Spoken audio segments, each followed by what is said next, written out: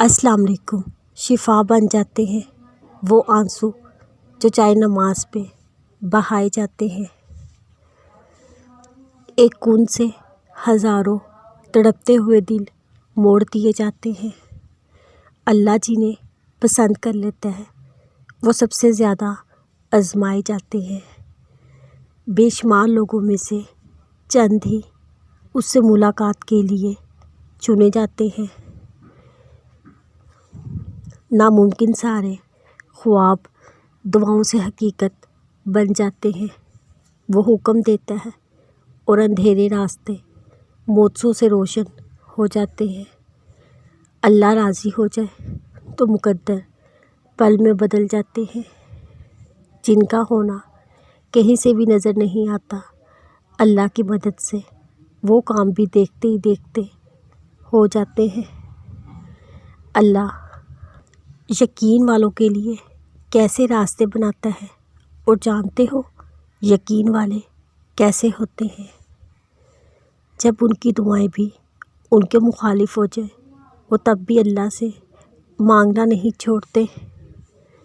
جب ان کی ساری دنیا ان کی آنکھوں کے سامنے بکھرتی ہوئی دکھائی دے رہی ہوتی وہ تب بھی آسمان کی جانب دیکھ کر کہہ رہے ہوتے ہیں، ہمیں پتہ ہے تو ہمیں تھام لے گا۔ تو بتاؤ پھر کیا تم اتنا یقین رکھتے ہو اللہ پر کہ اپنے منصوبوں کو اس کے منصوبوں کے لیے ترک کر دو؟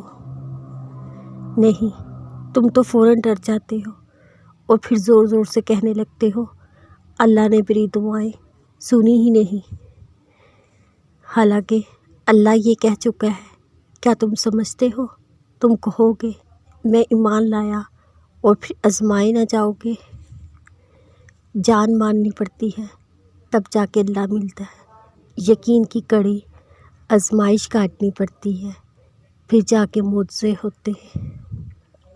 تو پھر یقین رکھو، ایسا یقین اگر اللہ تمہیں دائیں جانب چلنے کا کہے تو تم چل دو، یہ جانتے ہوئے بھی تمہاری چاہ بائیں جانب ہے۔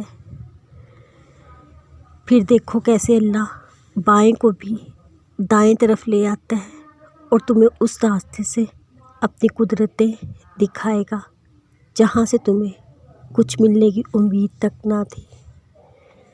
سب سے بہترین مددگار تمہارے اپنے دونوں ہاتھ ہیں۔ جب تم اپنی مشکلات کا حل تلاش نہ کر سکو، اپنے دونوں ہاتھ اکٹھے جوڑ کر اللہ پاک کے آگے پھیلاؤ۔ اللہ آپ کے ہاتھوں کو کبھی خالی نہیں لوٹائے گا۔